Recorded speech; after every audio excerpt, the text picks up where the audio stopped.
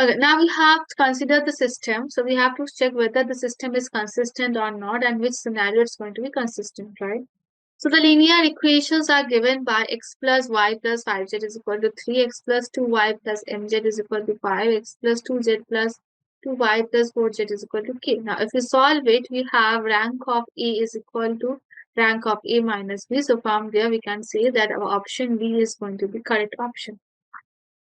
Okay, now we have family of curves and differential equations. Then y equal to mx, where m is arbitrary constant, and 2y square minus x square is equal to 4xy dy over dx.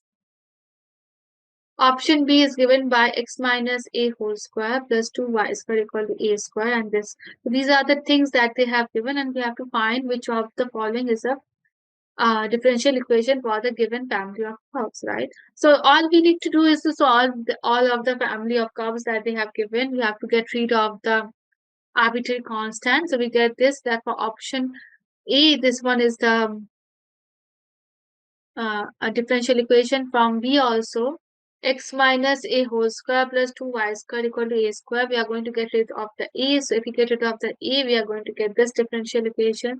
Then we have y square equal to 4ax. Again, we are going to get rid of a from it, and we get this to be our differential equation. Then we have y equal to a cos x plus b. Again, we got rid of a.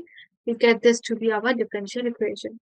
Okay, now the next problem is that suppose if z is an analytic function within and on a simplest closed container C and A is any point inside C, then we have to find the value of the integral, right? Okay, so we can simply solve it. It's very easy. So we have limit n tends to infinity 1 by root over n square plus 1 plus 1 by root over n square plus 2 up to this one, and we have to find the value of this limit, right? So from there, we can simply use that hn is what? N over root over n square. Now, if we take the limit, we are getting the limit n, 1. And fx is what? N by root over n square plus 2n. Then we are getting it to be 1.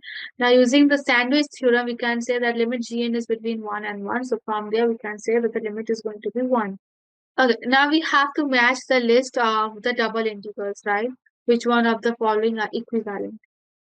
So we have integration 0 to 2 y to equal to 0 to x f of xy dx dy. Now if we solve it, we can simply get this is to be the integral equation. So from there we get the answer to be option B. Now we have the value of the integral c e to the power z cube minus 1 dz. We have to find the vertices of the triangle on which it is satisfied, right? So from there, if we solve it in this way, we are going to get that the answer is given to be option B, okay? Okay, now they have given you the sum of the series of the series, and you have to find the radius of convergence of these series, right? Okay, so if we talk about the first one, here we have that this is going to be this. So r is going to be root 5 because 1 by r1 is equal to a n to the power 1 by n. So from where we can get that this is to be root 2 for option B. For option C, we get that it's r equal to 0, and for option D, we have that r equal to 1. So from there, we can say that option C is going to be correct. Okay. Then, so we have to consider the linear programming problem this, and we have to find what kind of solution we are going to have, right? So we have been given, we are going to graphically plot this, and we have to find all the endpoints. Then after solving this, we cannot calculate the area. Okay. So from there, we can say that it is non-bounded.